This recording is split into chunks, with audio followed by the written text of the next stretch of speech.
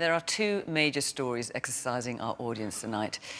The impossible, harrowing conflict in the Middle East and the near 2-year-long stalemate just down the road at Stormont, meaning there is no devolved government here. Because tonight, Question Time is in Lisburn, near Belfast, a place that knows all about conflict and the painful path to peace.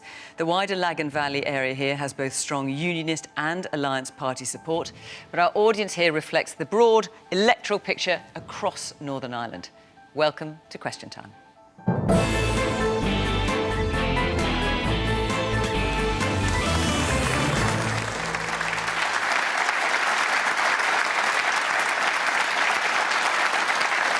Good evening. On our panel this evening, we have from the UK Government, Heaton-Harris, Secretary of State for Northern Ireland. He was previously a member of the European Parliament before being elected to the Commons in 2010. After working in Boris Johnson's government, he was appointed to his current role a year ago. Hilary Benn is Labour's Shadow Secretary of State for Northern Ireland. In a long Westminster career, which began last century just, he served in the governments of Tony Blair and Gordon Brown. John Finucane is from Sinn Fein, and his party's core objective is a united Ireland. He's one of 7 Sinn Fein MPs, although none takes their seat at Westminster. Last year, and for the first time, they became the largest single party in the Northern Ireland Stormont Assembly elections. Sorcha Eastwood is a member of the Centrist Alliance Party, the 3rd largest party here. Last year, she was elected to Stormont as a member for Lagan Valley. Her commitment to politics was there for all to see in 2017, when her wedding day coincided with the general election, and she voted in her wedding dress. And Sir Jeffrey Donaldson leads the Democrat Unionist Party, the dominant unionist and conservative force here for the last 20 years, and now 2nd largest party at Stormont. The DUP walked out of Northern Ireland's power-sharing agreement 20 months ago in opposition to how Brexit trade arrangements affect Northern Ireland. Talks continue, but devolution here remains suspended.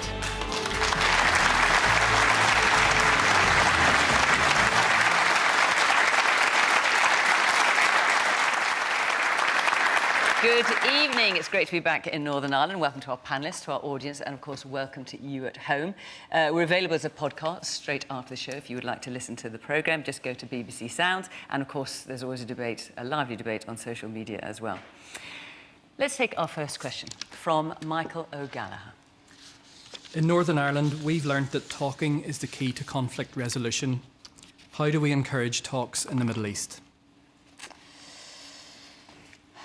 Chris, let's start with you. Yeah, well, we've got to do everything we can to encourage talks in the Middle East. And actually, the Prime Minister has gone out there, the President of the United States has gone out there, our Foreign Secretary has gone out there to do exactly that and spoken to, the Prime Minister has spoken to the PM and the President of Israel. But these are really troubled times. Israel was attacked by a terrorist organisation. And Hamas is a terrorist organisation. We should all be able to say that. Israel has the right to defend itself. And everything has to be done properly, you know, in a humanitarian way as possible. But can you see any serious chance of talks? And if so, talks with whom? Eventually, yes. Northern Ireland's history demonstrates that eventually you can have talks and you can bring people together, but it takes an awful long time. George Mitchell was here, the senator who brought together the talks for the Belfast Good Friday Agreement back in April, and it took him 2 years in a very different context to do that.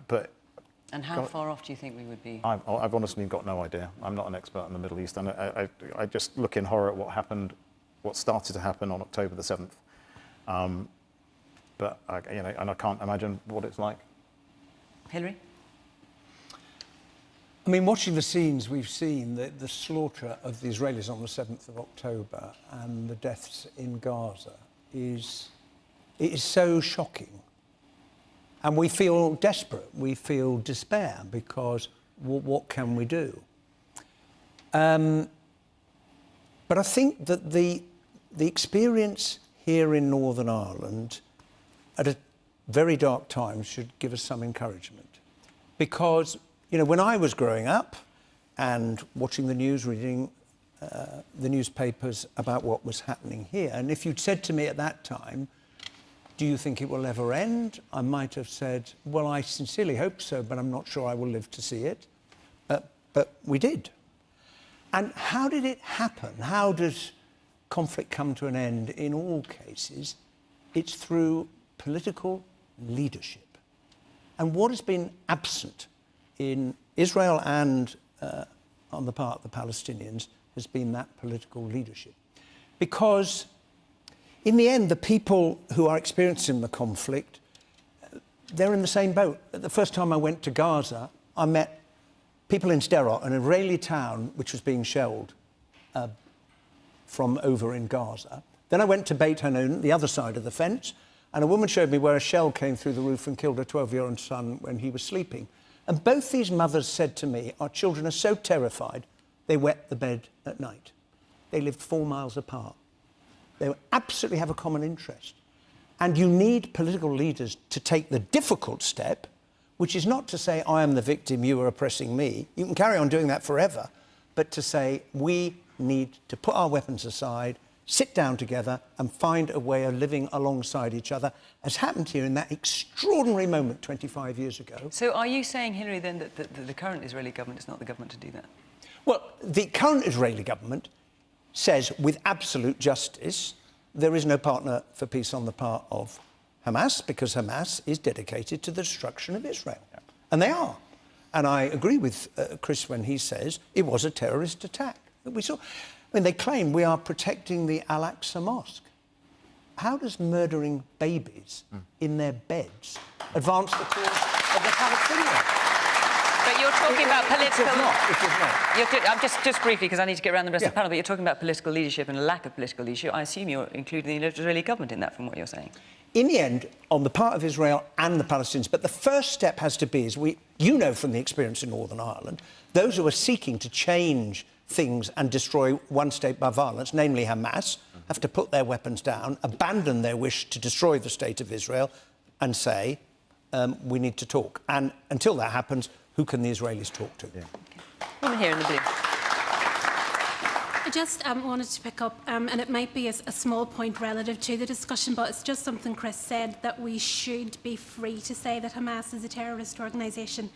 I think within conflict resolution, we have to be brave, and we have to not be worried about the consequences of standing up and saying something that we believe in, without fear of retribution or retaliation from other people. OK, thank you for your point. Yes, the woman there with the plait. First of all, the ANC was a terrorist organisation and Nelson Mandela was a terrorist. And then you can say Yasser Arafat and the PLO, they were terrorists. Mr Heaton-Harris, this didn't start on the 7th of October. Do the Palestinians have a right to defend themselves? Because the speak is, Israel has a right to defend itself. Did Palestine have a right to defend itself when land was taken from it, when people were dispossessed, when houses were levelled, when UN resolutions on torture, on ethnic cleansing, on apartheid?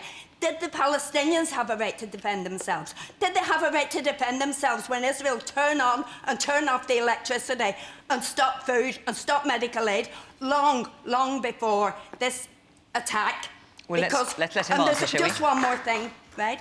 There are 600 Palestinian children buried under the rubble at this moment in time. There are over 500 Palestinian children dead, and there are 500 Palestinian children in jail, 150 of them minors. Hostages, hostages. The children under the rubble are hostages. The children in the jails are hostages. There are hostages on both sides here. What we can't be sure about, sadly, is exactly how many people have been killed, actually, because we know it's a lot, but we just can't know how many. Do you want to just quickly answer that? Yeah, and I understand the passion that the lady has talked. But on October the 7th, a terrorist attack of a music festival for a kibbutz changed the nature of the relationship between Israel and the Palestinian, Hamas most certainly, and Palestine. Let him answer. Give him a chance to answer. And Israel has absolutely got the right to look after itself.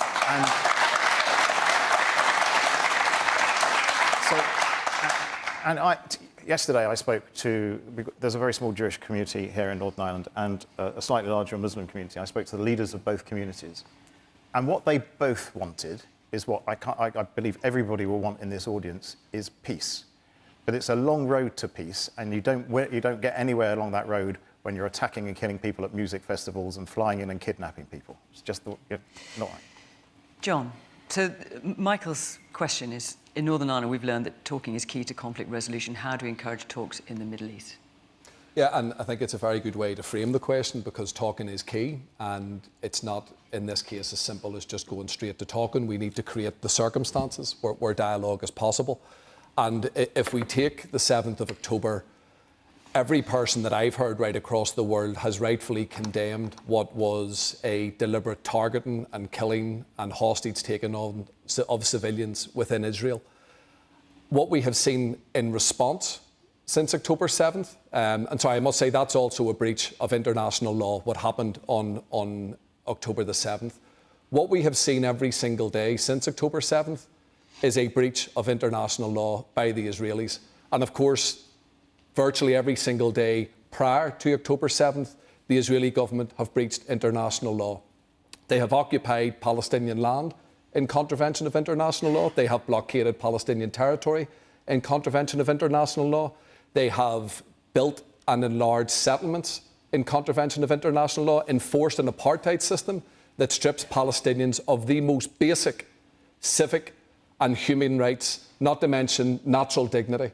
And they have also targeted and killed and injured civilians on a mass scale for decades. And the response of the Western world at this time is what? Israel has a right to defend itself. Well, what exactly does that mean? Because the way that that's been interpreted, the way Israel takes that to mean, is that they can cut off food, that they can cut off the power, that they can cut off water, that they can enforce the displacement of over 1 million citizens in what has been described by NGOs and United Nations reps on the ground as an open-air prison. So what do you think it should mean? Well, what I think is... And when Israel talks about wanting to destroy Hamas, do you agree with that? What I think, to answer the question, I was struck yesterday by an open letter that was signed, amongst others, by the former President of the Supreme Court of the United Kingdom, Lord Newberger. The letter was signed off by those who identified themselves as Jewish and as lawyers. And what they cautioned against was international law being flouted once again. What they said was that the right to defend yourself is defined within the confines of international law. And where Israel is grieving, where Israel is hurt, there is an even bigger onus on self-identifying friends of Israel, like the British government, like the American government and other Western governments, to be critical friends and to say that there comes a time when cutting off power, cutting off food, cutting off all of the basics that people need. OK, but let me just ask you again, because one of Israel's stated... hang on, one of Israel's stated... It is, but let me just ask you, didn't answer my question. No, John, you didn't answer my question. Let me finish and I will come back. No, I want you to answer this question. No, John, I want you to answer this question. One of Israel's stated aims is to destroy Hamas. Do you agree with that? The stated aim of Israel may well be that they say to destroy Hamas. Yeah, I'm asking if you agree with that. I will answer the question. What I have witnessed, not to mention over the past decades, but let's take the last 10 days, what I have witnessed is a defenceless people getting pummeled from the air by one of the most sophisticated and powerful militaries on this planet. And you've made that point very powerfully. By also one of the most powerful militaries in this world. And what we need is the introduction of language that there needs to be dialogue, because none of this that is happening... So do you agree with that aim or not? Do you agree with the Israeli... I mean, I'll give up in a minute because you're not answering the question. But do you agree with the Israel's aim to destroy Hamas? I don't think anybody believes that what Israel is doing is going to destroy Hamas, let alone embed the safety within that region. But do you think they're right to try or not? The wider world. Well, you can say that. I mean, how many civilians are we allowed to watch die? No. Listen, I'm not saying whether it's right or I'm just asking whether you agree with their aim. Israel will have an aim and an objective that it is defined by their. Am I getting an answer? Terms. No, John. I don't think I'm getting it. Okay. The point is that international law and human rights standards cannot be thrown out the window. Okay, and you've made that point very strongly and very eloquently.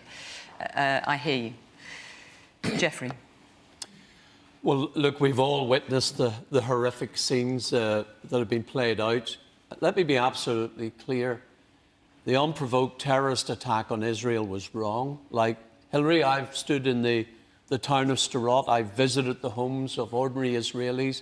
I've met people in the West Bank. I've met Palestinians. I've been out there a number of times and talked to people, and I agree that the ordinary people want peace.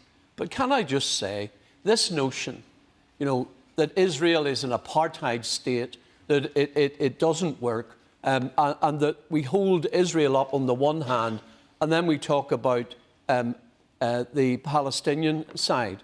Let's get a sense of perspective. Israel is a democracy.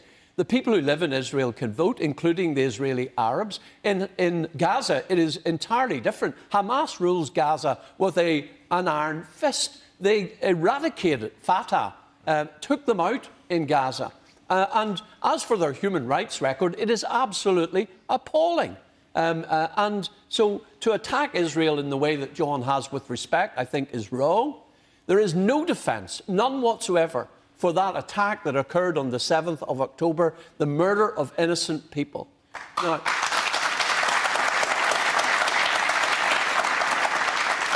and as the Secretary of State has said, it is terrorism through and through. Now, what do? The question is a good question. And Northern Ireland was seen for many years as a seemingly intractable conflict, that there was no way to resolve our conflict, that we were just going to be locked in forever into division and the violence that flowed from that division. And I think there has been a failing, not just on the part of, and Hilary is right to call out leadership, but a failing too on the part of the international community. We benefited in Northern Ireland from the support of the international community in bringing people together, facilitating dialogue. And I've seen an absence of that in recent years. The situation has been allowed to drift. And the result and the consequences of no dialogue is that other people step in. And they step in and take it into their own hands. And they are wrong. The idea that Hamas murdering innocent Israelis is in any way or shape in the interests of the Palestinian people. Thousands of Palestinians may well die in this war. And they will die because they've been put in harm's way by their so-called overlord Hamas. And Jeffrey, to John's point about the siege of Gaza, about the cutting off of water, of electricity, of not allowing food in. Well, I would prefer, on a humanitarian basis, that people in Gaza have access to food, have access to water, have access to the basic amenities that they need. But the difficulty is when Hamas use people as human shields, when they fire their rockets from the schoolyards, from the car parks of hospitals, when they engage in that kind of activity, it is very, very difficult. It makes for a very messy war situation in which lots of innocent people, sadly, on both sides lose their lives. And that is unacceptable. But if we're going to make a change here, because every war and conflict has a beginning and an end. And then the question is, what then? What comes after that? And I think the international community has got to step in here. The instability in the Middle East has consequences for all of us. And therefore, it is vital that a process of dialogue is found. The first point that must be taken is the same as in Northern Ireland. Those who see violence as a way to resolve division are wrong. They must lay down their arms, call a ceasefire, come to the table and start talking and sort it out. Sorcha. What I don't want to do tonight is have a situation where we make this about ourselves in Northern Ireland, and I think it's really important to say that.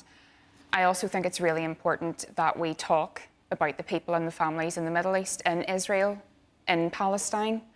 And I watched babies being put into incubators in a hospital because they were premature and told where to go. There's nowhere for them to go. We watched young people at a music festival being mown down in the most barbaric way. And I think people have discussed this well enough.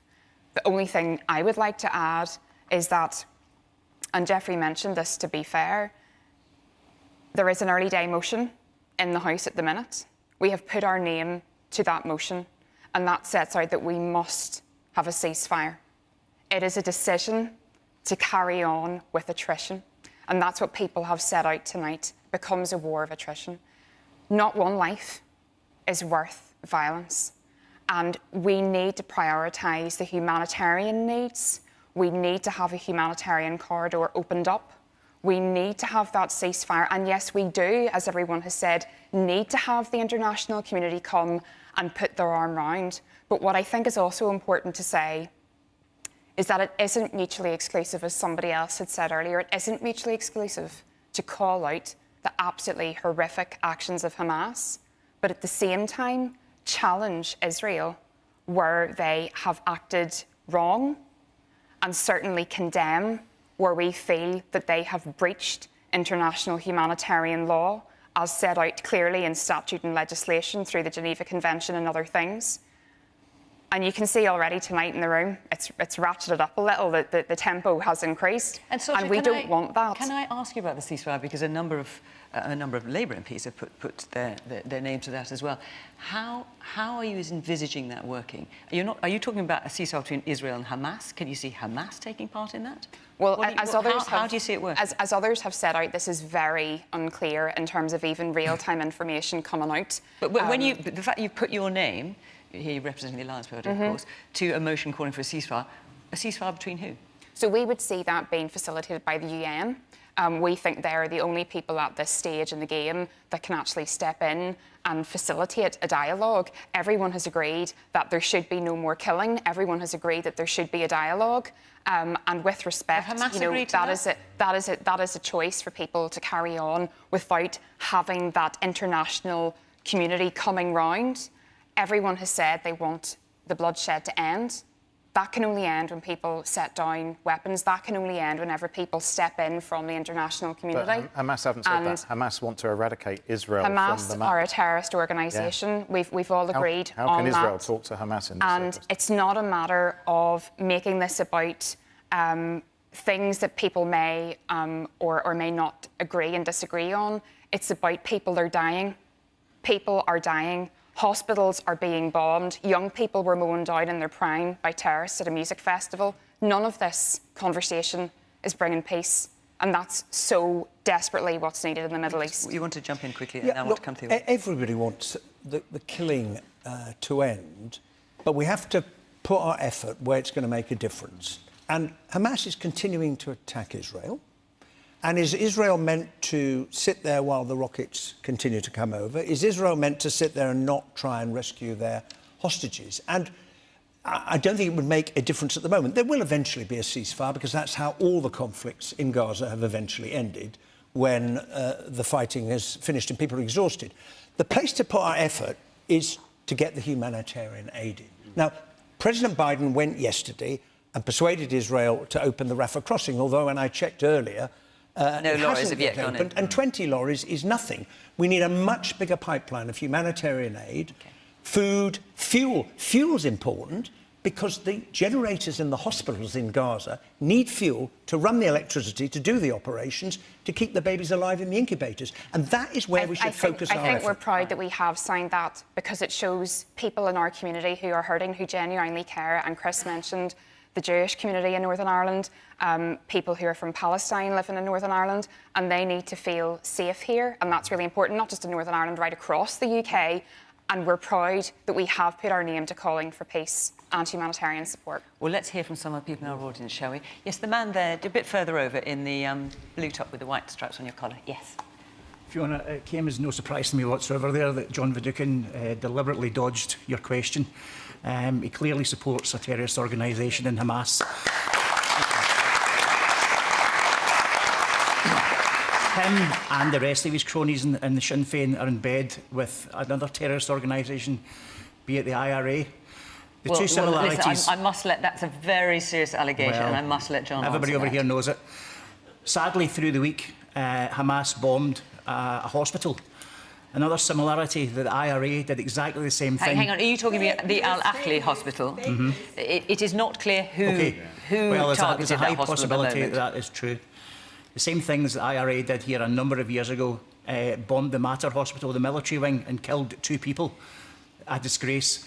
And that's the type of terrorist organisation him and his party are supporting. John, of course, I must let you answer that. Yeah, well, I mean, it's completely untrue, and I think it's what we're seeing is an opportunity to take the suffering of thousands and thousands of people in the Middle East to make what I would describe as a fairly cheap political point in what is a very serious conversation. You've made an accusation against me, and that's fine. You have your own view, and I'm not going to patronise you to change it. But I'm somebody who grew up during a conflict. I'm somebody who had the conflict visited upon me very personally as a result of the murder of my father. The very first time that I voted in my life, I've said this before, was for the Good Friday Agreement.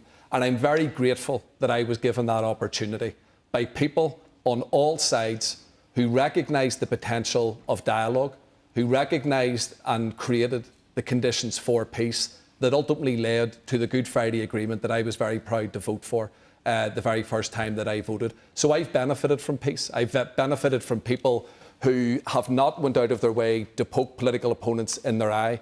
And I'm reminded of the words of Martin McGuinness, who said that you don't make peace with your friends.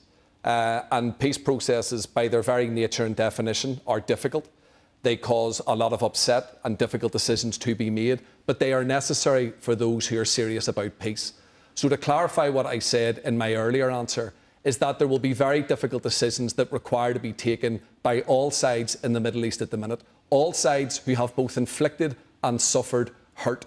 But it's not good enough, and I've sort of heard a little bit of mixed messaging from some of the answers so far tonight, that one, there's an absence of leadership in the Western world, but two, Israel has a right to defend itself. The way Israel is interpreting that, what is it? Because I think if we are to see leadership in the Western world, we are going to have to see the conditions for every armed group that is on the ground over there at the minute to be convinced and brought to the place where an immediate ceasefire is put in place, where all hostages are given back without a single second of delay, and the conditions are created where they can possibly aspire to what we have benefited from here. Okay. I am going to move on, if you'll forgive me, those who've got your hands up, because as many of you asked about the Middle East, also asked about this next question, so I want to give it time to do it justice. Before I do, I'll just say next week we are in Bradford in West Yorkshire, and after that we're in Chipping Campden in Gloucestershire. If you'd like to come to either of those programmes, Bradford or Chipping Campden, go to the address on the screen, the Question Time website, follow the instructions and come and be part of our audience. We would love to see you. And also, if you'd like a picture of your town to feature here, I can't quite see, oh yes, there they are.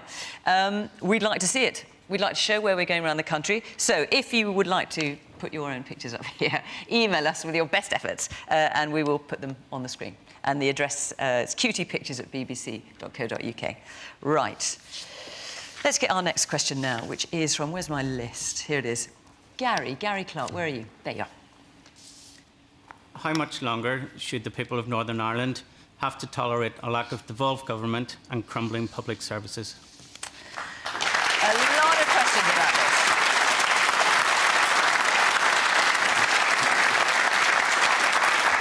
So I think the size of that round of applause would indicate quite how much interest is in this subject. For those who are not perhaps quite so familiar with it, as I know every single one of you is, Stormont has not sat since February last year. Jeffrey. Well, first of all, Fiona, Stormont has sat since February last year. Let's get our facts right. Well, there's no functioning What devolved happened last government, February was that the First Minister was withdrawn in the first step of a process that was designed to bring the EU and the UK government back to the table to address the very real problems created for us in Northern Ireland by a protocol that had been imposed without our consent. But also, in terms of getting our facts right, the Stormont Assembly is not sitting. It's not sitting at the moment. Exactly. That is correct. And, but it did sit after February. The First Minister withdrew in February. Ministers remained in place for several months after that and continued to run their departments. It was, we took a phased approach, a proportionate approach. We had sat in government in Stormont from the restoration of devolution after a 3-year absence. And we had made clear to the government at the time that something would have to be done about the protocol because it didn't have the support of unionists. Not a single unionist elected to the Assembly supported the protocol. And therefore, the cross-community consensus that is essential in Northern Ireland to make power sharing work was not there. Furthermore, unionist ministers were being required to implement measures that created a border between Northern Ireland and Great Britain. And that is not something that we can accept. But you've now got a different situation now, haven't you? So you've got the Windsor framework, which is another iteration brokered by Rishi Sunak. And just listening to you, Jeffrey, at the DUP conference, the kind of mood music coming from you, correct me if I'm wrong, sounded like you were getting closer to being able to accept the Windsor framework. Am I right? And I'm just wondering if the problem is you can't bring the rest of your party with you. No, that's not the case at all, Fiona. My party is very clear in what is needed here. And in fact, we put proposals to the government following the publication of the Windsor framework. There are elements of the framework that do represent progress, and we welcome that, and we've said that. And I think we are closer now to finding a resolution than we were at the beginning of this process when no one was listening, when the EU said there will be no renegotiation. We got them back to the table. We've made progress. There remain some areas that still have to be resolved, but we're working every week in those discussions with the government to close the gap and resolve the issues. Look, I want to see, as I made clear at my conference at the weekend, I'm a devolutionist. I want to see Stormont back up and running, but I want it to be there on a sustainable basis. Our public finances are not adequate to deliver effective public services in Northern Ireland. So we need to sort that out. The formula that delivers funding for those public services falls short of the needs of the people of Northern Ireland. That needs to be resolved. So if Stormont is to be restored, and I want it to be restored, it has to be on a basis that it can deliver those public services. But fundamentally, Fiona, and this is crucial to how Northern Ireland functions, we've got to restore that cross-community consensus. The one thing I've learned in Northern Ireland in all my time in politics is that the politics of exclusion does not work. Our approach has got to be inclusive. That means that all parties in the coalition that form the executive have got to feel that their concerns are being taken on board and addressed. That is why the DUP at the outset recognised that the solution for Northern Ireland was not to put a hard border on the island, but equally the solution is not to put a border in the Irish Sea. There are ways we can resolve this. Let me bring in the rest of the panel. There are ways we can resolve this, Fiona. We are working on them. We've moved closer to agreement. I am determined to finish this, get it done, and to see Stormont restored on a basis that Unionists as well as Nationals can support.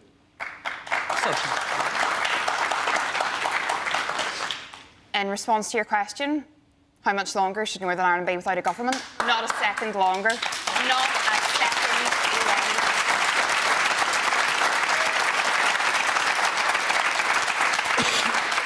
Jeffrey, you talk about devolution and you say the DUP are a party of devolution, right? And you're saying that you want to make this work.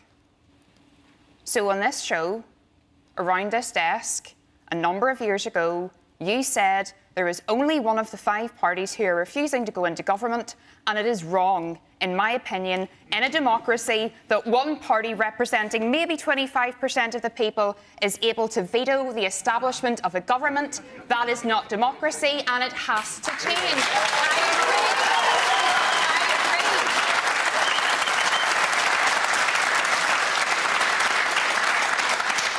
Let me explain why I agree. It's not just a cheap soundbite. This is about people. And this is our constituency of Lagan Valley. And I can see people here in the audience tonight who I don't know. And I can see maybe a few who I do know. And do you know what I do know? Every single one of those people is hurting. Every single one of those families is hurting. People getting sicker on waiting lists, schools having to collect money for books, toilet roll, everything else. This is not our first rodeo. It wasn't right whenever Sinn Fein did it. It certainly isn't right whenever you're doing it. And do you know what we're saying?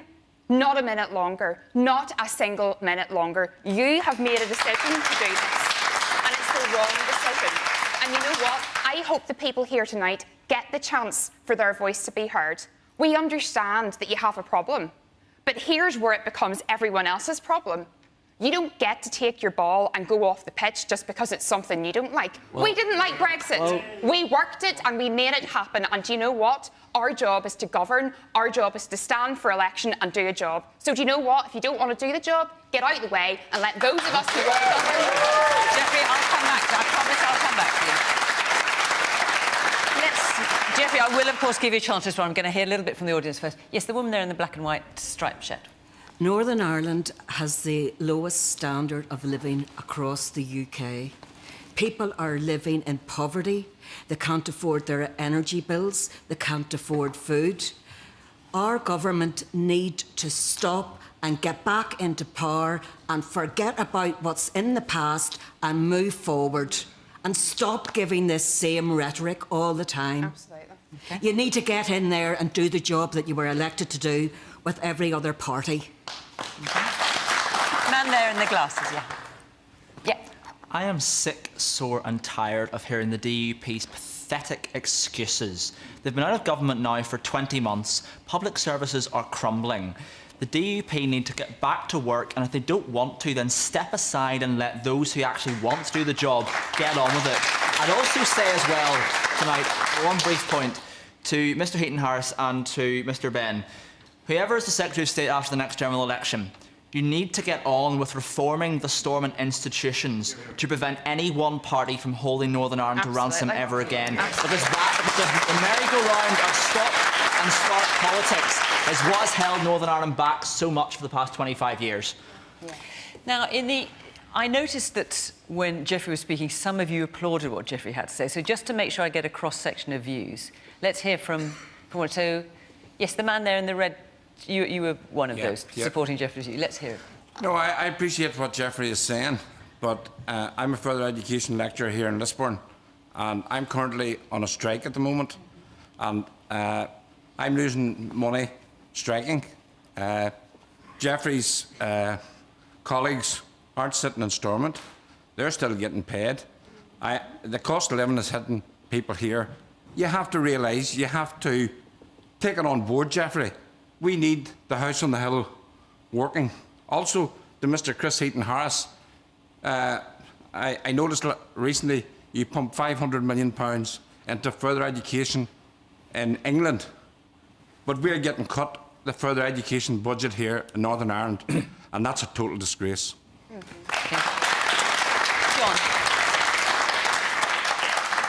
Yeah, well, the context that's already been teased out is that this is in protest at Brexit, a Brexit that the DUP championed and campaigned for, and well, it is. It's the outworkings of the protocol and the outworkings of the Windsor framework, which is the outworkings of Brexit. It certainly is Brexit. And it's the people here who have not a single say in the conversations between the British government and the European Commission that are being punished for all the reasons that we've heard. We have a health service in crisis.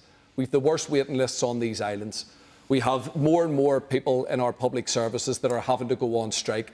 And we have a cost of living that is impacting more than just the traditionally vulnerable. It's hitting working families and it's hitting businesses on a daily basis. And those are the people that are having to suck it up and face that punishment because of the outworking of a Brexit project that the DUP championed and welcomed with open arms. And not only do we need to have the result of last year's election respected, because it is anti-democratic. The people spoke last year and they cast their votes overwhelmingly for parties who want to get round the table and work with each other. Michelle O'Neill, who should be in the position as First Minister, has said from day one that she wants to take her place at that executive table with you and your party, along with the other parties, to begin to tackle the problems that were there in May last year and which are much, much worse now at this stage. But there's also huge opportunities. The Windsor Framework provides dual market access that is the envy of so many of colleagues that I see in Westminster from Scotland and England and Wales who would give their right arm for the economic potential that we have here.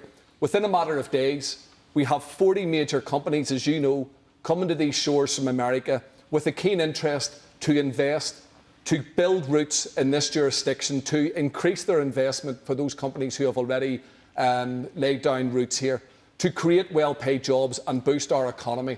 But one thing that they want is political stability. So not a single day longer should we have to wait for the absence, in the absence of an assembly. We need an assembly, we need an executive. Where I will agree with Jeffrey is that we need an executive with a single voice, demanding the resources to begin to tackle the problems that this room know that we have. But the way to do that is not outside, it's inside, taking your place along with everybody else. And John, what about Sorcha's point? I mean, you mentioned that you think the DUP is behaving anti-democratically. What about when Sinn Fein pulled out of Stormont back in 2017? Well, the context, I mean, I'm glad you brought it up. Was that not similarly anti-democratic? This came up the last time, and the context of that was Martin McGuinness asking Arlene Foster to step aside in the midst of what was an unprecedented financial scandal here. And there was a deal to be done to have us back in the executive within 12 months. And it was the DUP who, at that time, were in a very strong position of power at Westminster, who turned their nose up at it, and they are firmly to blame for the reason why that 1 year turned into 3 years. And it took a new decade, new approach, series of political talks before we got an Assembly and Stormont up and running. And what did we see even a couple of months after that? We saw a pandemic, the likes of which the world had never seen. The public actually got a glimpse at times as to what an executive that works together in everybody's interest can actually deliver. And that's what people who I talk to say to me on a daily basis that they want back. OK, so I'll come to you too, of course, and back to you, Jeffrey. Yes, the man there in the T-shirt, yeah. Yeah, I'd just like to say to Jeffrey, we hear quite a lot about what you don't like. You don't like this, you don't like that, but I'd actually like to know, what are you proposing? What are you putting on the table to solve the protocol? Because to me, the alternative is either a hard border on the island of Ireland, which would be unacceptable to my community, and I'm from Derry. A hard border on the island of Ireland wouldn't work. So, like, what actually are you proposing? Jeffrey, do you want to take these questions before I come to Chris and Hilary? Yeah, well, thank you. Look, first of all, in response to what Sorcha said about the DUP, Sorcha, you and I fought an Assembly election in this constituency. And you didn't take your seat off the back of it. I didn't interrupt you. And you didn't take your seat off the back of it. I'm glad you reminded everyone. I didn't interrupt you. You got your say, and now I will have my say. I took my case to the people in this constituency, as did Sorcha. And Sorcha can look down her nose at unionists all she wants, but I got a mandate from the people of this constituency to take the actions that I have taken. Jeffrey, and as for Sorcha saying that unionists should get out of the way, the politics of exclusion in Northern Ireland doesn't work, and it saddens me that the Alliance Party, of all parties, are the party who are now talking about exclusion, excluding people. Unionists should get out of the way. That is not the way to build Jeffrey, a shared future should in stop Northern holding Ireland. Northern Ireland to ransom. We need to work together, and we need to resolve these issues together. I welcome John's conversion to participatory politics. John, you might take your seat at Westminster, where we can actually argue the case for the money that Northern Ireland needs. Instead, you sit outside Westminster with your 6 colleagues and you have no influence. And where we need that influence, the only way we're going to settle pay parity for our teachers, our nurses, our doctors, is to get the money that we need. We need to change the funding formula for Northern Ireland, which needs to be based on the funding our public services on a needs-based approach. That will come at Westminster, and that's why we're arguing the case at Westminster for funding, and the DUP has taken the lead on that. As for the solution, it's a fair question. I accept that. And our solution is very clear. Where goods are leaving Great Britain and going via Northern Ireland into the EU, the Republic of Ireland, they should be subject to the normal customs arrangements. Where goods are coming from Great Britain to Northern Ireland, staying within the United Kingdom, because after all, we're still part of the United Kingdom, they do not need to be checked on a customs arrangement. Why should we pay customs duty on goods moving from Birmingham to Belfast? It's wrong, and a border in the Irish Sea that prevents us trading with our biggest market is wrong. We are part of the United Kingdom. We are entitled to equal citizenship within the United Kingdom, and we shouldn't be treated as second-class citizens, and that has to end. And that's why I'm speaking up for unionism. Okay. Right, Chris, you are Northern Ireland Secretary. Why haven't you sorted this out yet? Yeah, good question.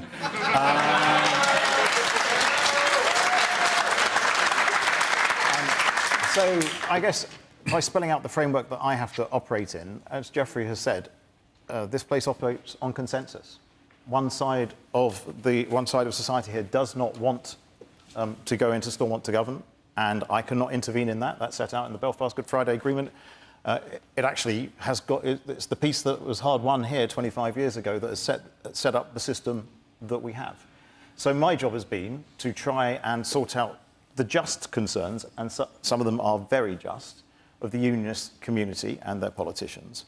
Because the Northern Ireland Protocol did lead to companies from Great Britain not placing goods for sale in Northern Ireland. And so unionists, probably in this audience, could see goods disappearing from the United Kingdom, from Great Britain, that were coming here and being replaced by goods from the European Union, and felt, and I feel justly, they felt they were being pulled out of the orbit of the United Kingdom's internal market and into the European single market. That's not what the UK government wanted. That's why a huge amount of effort went into negotiating the Windsor Framework. And Jeffrey says, as far as he's concerned, there have been improvements that you are happy to see in the Windsor Framework. So is a deal imminent?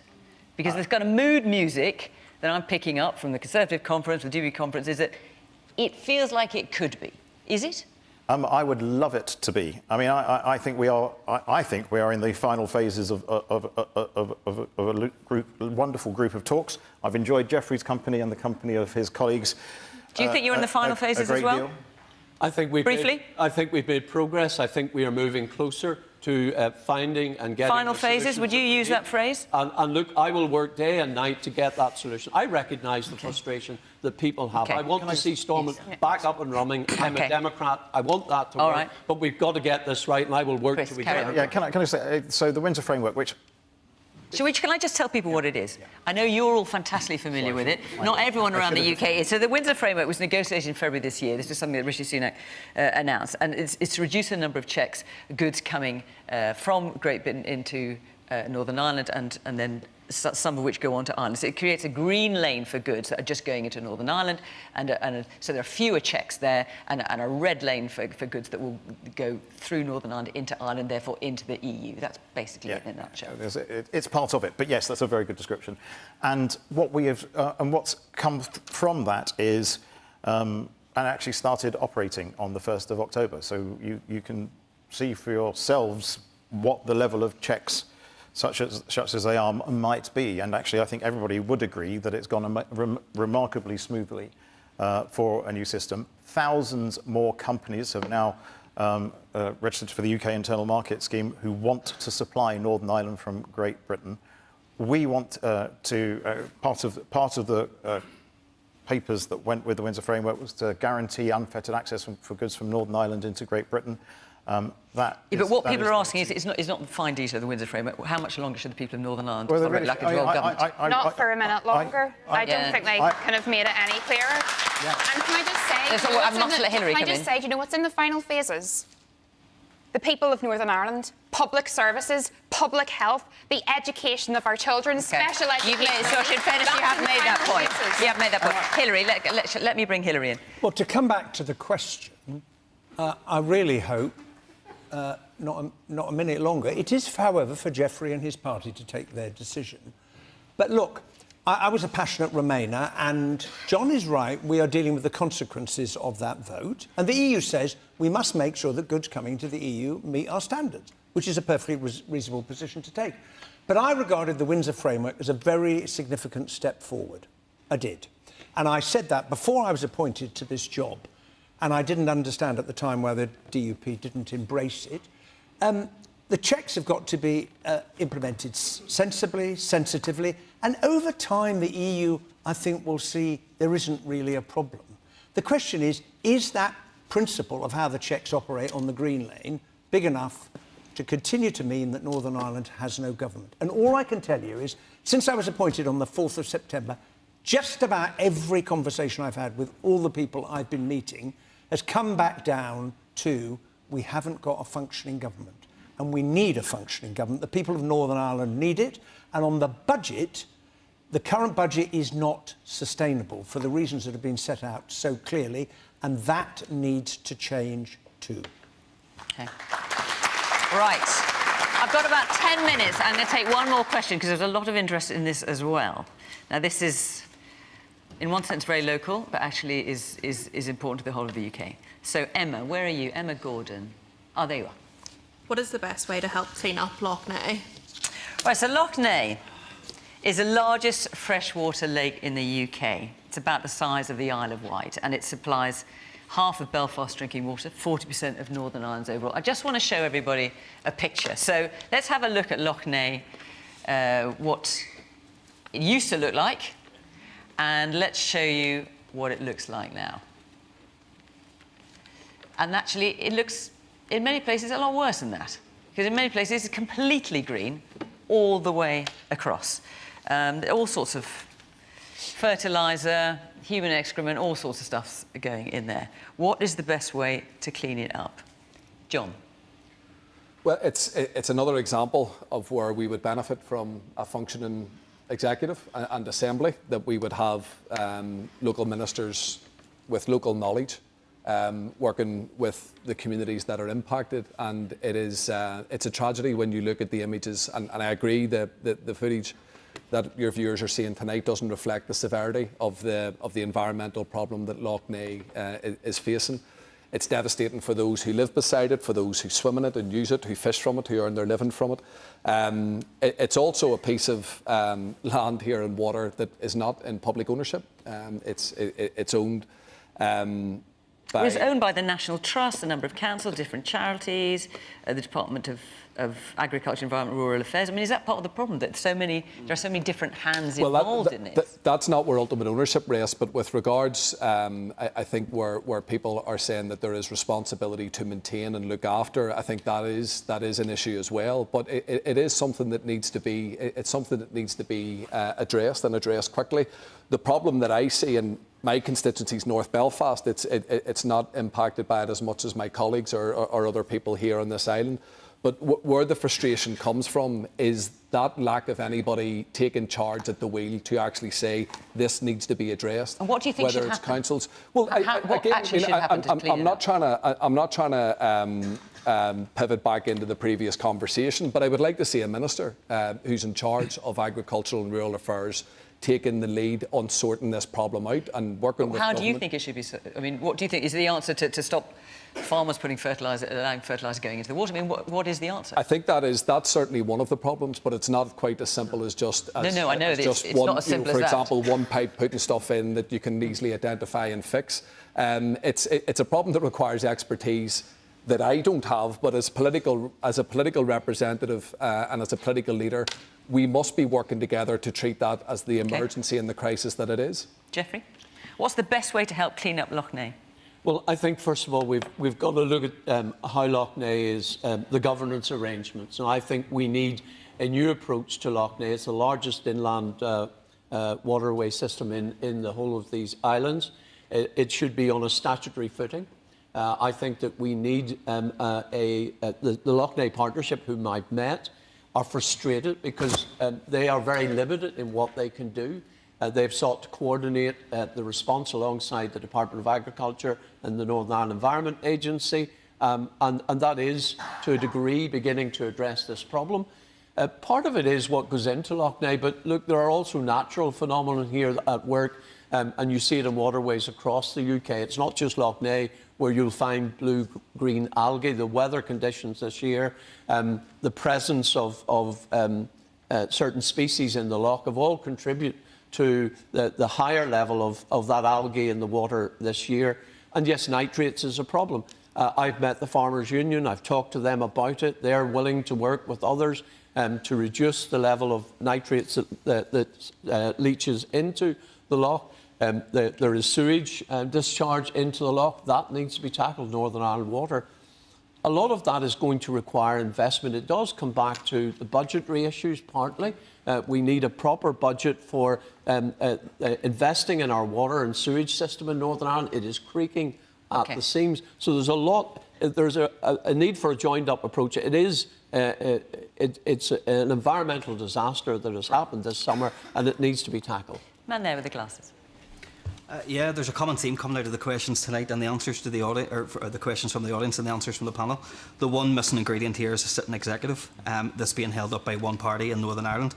However, the Secretary of State and the department, you're right in what you said, Jeffrey, in terms of the departments are crying out. Every single department now in Northern Ireland has said they don't have enough money to operate basic functions of their services. However, the Secretary of State, or our excuse of a Secretary of State, Mr. Harris, sitting there, is washing his hands off absolutely everything and saying it's not my responsibility, not my responsibility, I can't do that. However, he was able to implement a punishment budget on every single citizen in Northern Ireland when services are crumbling. We ought to be ashamed of himself. Okay, you better answer that, John. Yeah. Chris, go on. Yeah. I'll leave it to you.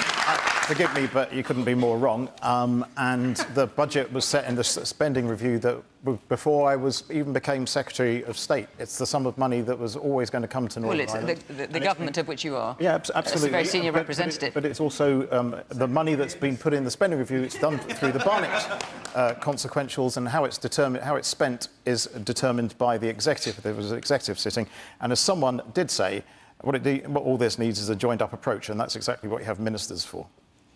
Sorcha, it's actually quite Secretary of State when there's no minister sitting in Stormont. Yeah, so get your finger out and start doing it. Public services here are falling apart. Everything is falling apart in Northern Ireland, and it's on your watch. No, it's on your watch. But Mr. Benn, you can sit there because you get the next That's a misunderstanding of what is achievable here, because if I was to do that, there would be a group of people in Northern Ireland who'd say, oh, that looks like direct rule. That looks like Westminster imposing itself on Northern Ireland. You imposed the budget. No. Okay, you need to let him answer now. Hang on. If you're going to put questions, you need to let the person answer. So, as I say, the money was set aside in the spending review. It's done properly and thoroughly. Happy to talk with a reformed executive about what makes a budget sustainable. Of course you are. When everyone else lingers. Hang on, because I've got to let the. We've heard you, and you've made your point very powerfully. I've got to let 2 more people on the panel answer this question. I've got about 2.5 minutes. So, Sorcha, reasonably briefly, It is a punitive budget. Make no doubt. But let's talk about Lough Neagh. Hang on, the question is, what is the best way to help clean up Lough Neagh? That does feed into the situation with Lough Neagh. What I would say, to be brief, because everyone else has spoken on it quite well, we need an independent environmental protection agency. That has been Alliance policy for a long time. People care deeply about the Lough. It's become a totem almost of the issues that are engulfing Northern Ireland at the minute. It's part of the constituency here in Lagan Valley, communities like Derrymore, Bartons Bay, etc. But what I would say is that this government does actually have sewage on its hands. We know Fergal Sharkey, late of this parish in Northern Ireland, has been an excellent campaigner across the UK for water safety and water quality. We are living through a climate crisis, and we can't sustain this level of damage to our water, to our environment, to our animals and biodiversity much longer. And sadly, everything, as the audience have said, comes back to the fact that we desperately need an executive, or there will be nothing left. Hilary, you are very new in the job, only a few weeks, but Lough Neagh, it's been covered on the news nationally, and it's a hugely important waterway. The 2 dead swans. Now, for too long, human beings have treated the natural world as if it was inexhaustible and would always replenish itself. And we're coming to terms with the consequences of that mistake. Now, I am a practical person. There should be convened a task force of all of the people who have a responsibility, the owner, the Environment Agency, NI Water, everybody else, with the powers. You need buffer strips to stop farming nitrates running off, with a task to begin to change it. The other reason it's happening is climate change. The temperature's higher. It helps the algae to grow. And so we have to tackle that as well. And it's going to take a long time, because this was a long time coming, a long time to sort it. But you need to bring people together when you have a problem and say, you're responsible, and if you need powers, we'll give them to you. Go away and put together a plan to sort it out. All right. On that note, I'm sorry, those of you who still got your hands up. Our hour is up. Forgive me. I'm afraid we have run out of time. Thank you very much to the panel. Thank you very much to all of you for coming along here, and thank you very much to you at home for watching. If you can't stay up late till past the BBC One 10 o'clock news, remember that we are live on iPlayer at 8 o'clock every week. But from Question Time in Lisburn, from all of us here, bye-bye.